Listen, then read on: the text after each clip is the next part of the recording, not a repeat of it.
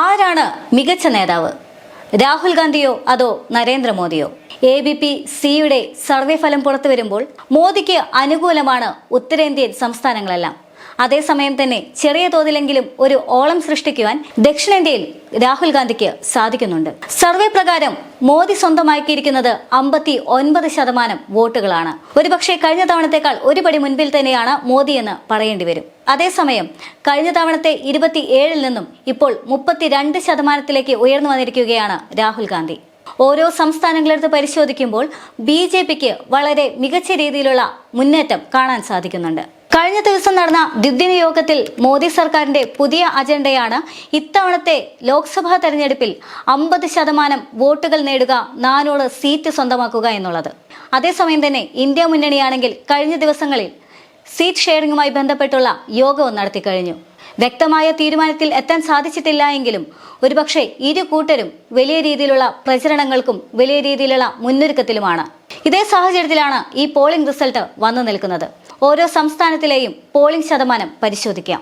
മധ്യപ്രദേശ് ആകെയുള്ളത് 29 സീറ്റുകളാണെങ്കിൽ അവിടെ 27-ൽ നിന്നും 29 എന്ന തോതിലാണ് BJP നിൽക്കുന്നത്. കോൺഗ്രസ് ആകട്ടെ 0 മുതൽ 2 എന്ന തോതിലും. രാജസ്ഥാനിലും കോൺഗ്രസിന്റെ അവസ്ഥ ഇതുതന്നെയാണ്. ഛത്തീസ്ഗഡിലാണെങ്കിലും കോൺഗ്രസിന്റെ അവസ്ഥ ഇതുതന്നെയാണ്, അതായത് 0 മുതൽ 2 വരെ. അതേസമയം BJPയുടേത് എന്ന് പറയുന്നത് 23-നും 25-നും ഇടയ്ക്കാണ്. ഛത്തീസ്ഗഡിലാകട്ടെ 9-നും 11-നും ഇടയ്ക്ക്. കർണാടകയിലാണെങ്കിൽ ആകെയുള്ള 22 മുതൽ 24 എന്ന തോതിലാണ് കോൺഗ്രസിന്റെ സ്ഥാനം. അതേസമയം 4 മുതൽ 6 എന്ന തോതിലാണ് BJPയുടേത്.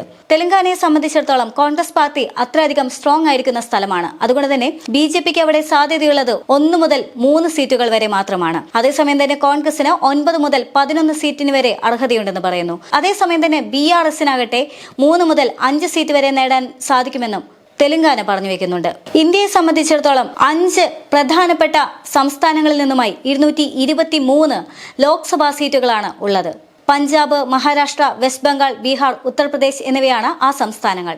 ഈ 5 സംസ്ഥാനങ്ങളെ സംബന്ധിച്ച് പരിശോധിക്കുമ്പോൾ BJPക്ക് 125 മുതൽ 130ഓളം സീറ്റുകൾ സ്വന്തമാക്കാൻ സാധിക്കുമെന്ന് സർവേ പറയുന്നുണ്ട്. അതായത് ഈ 5 സംസ്ഥാനങ്ങളിൽ നിന്നുമായാണ് ഈ 125 മുതൽ 130ഓളം സീറ്റുകൾ സ്വന്തമാക്കാൻ BJPക്ക് സാധിക്കുന്നത്. ഉത്തർപ്രദേശിലാണെങ്കിൽ അത് 73-നും 75-നും ഇടയിലാണ് BJPക്ക് സ്വന്തമാക്കാൻ സാധിക്കുന്ന സീറ്റുകളുടെ എണ്ണം സർവേ ഫലം അനുസരിച്ച് വരുന്നത്. കോൺഗ്രസിനെ ആണെങ്കിൽ 6 സീറ്റുകളും BSPക്ക് 0-ൽ നിന്ന് 2 സീറ്റുകളുമാണ്. പഞ്ചാബിനെ പരിശോധിച്ചാൽ 26 മുതൽ 28 വരെയാണ് BJPക്ക് ലഭിക്കുക.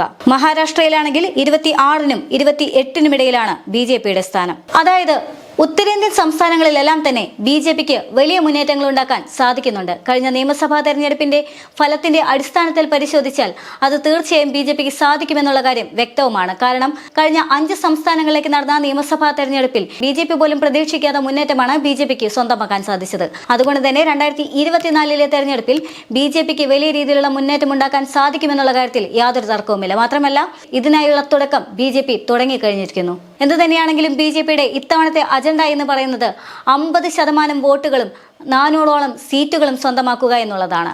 അതിനുള്ള മുന്നൊരുക്കങ്ങൾ BJP ഇപ്പോഴേ നടത്തിക്കഴിഞ്ഞു. കേരളത്തിൽ പോലും BJP അതിനുള്ള പണികൾ എടുത്തു തുടങ്ങി എന്ന് വേണം പറയാനായിട്ട്.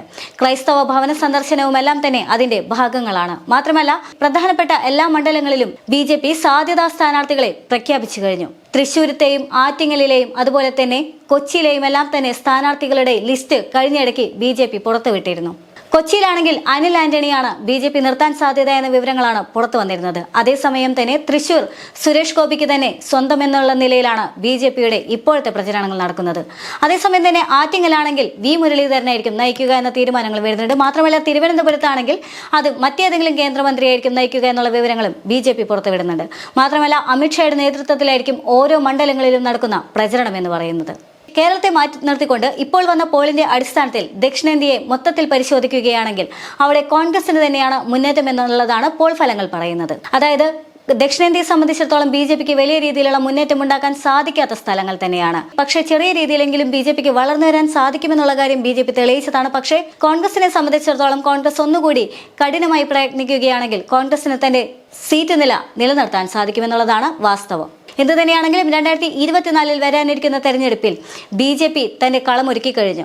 അതേസമയം തന്നെ ഇന്ത്യ മുന്നണി ഇപ്പോഴും പലയിടത്തും സംഘർഷത്തിൽ തന്നെയാണ്. അതുകൊണ്ട് തന്നെ സംഘർഷങ്ങളെല്ലാം അവസാനിപ്പിച്ചുകൊണ്ട് തന്നെ വ്യക്തമായ നിലപാടോടുകൂടി മുന്നോട്ട് പോയെങ്കിൽ മാത്രമേ ഇന്ത്യ മുന്നണിക്ക് നേട്ടമുണ്ടാക്കാൻ സാധിക്കുകയുള്ളൂ എന്നുള്ള കാര്യം യാതൊരു സംശയവുമില്ലാത്ത കാര്യമാണ്.